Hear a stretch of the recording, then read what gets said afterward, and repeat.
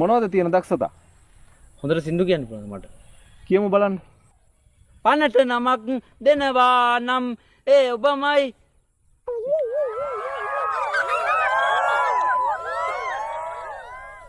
පනට නමක් දෙනවා නම් වෙන සින්දු දන්නවද? කියන්න බෑ. පනට නමක් දෙනවා නම් ඔය තත්ත්වෙත් එක්ක පුතාව තෝරගන්න නම් අමාරුයි. ඔයාලා කොහමද මාව එහෙම කපන්නේ මේකෙන්?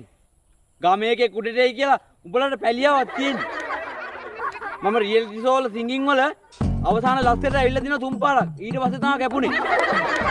ඔය වම් පැත්තේ ඉන්න එක්කිනා අපිත් එක්ක කොයිනුක් කපලා දිනවා. අමීර්නේ නම. දකුණු පැත්තේ වුණ නම් මම දැකලවත් නැහැ කොහෙවත්.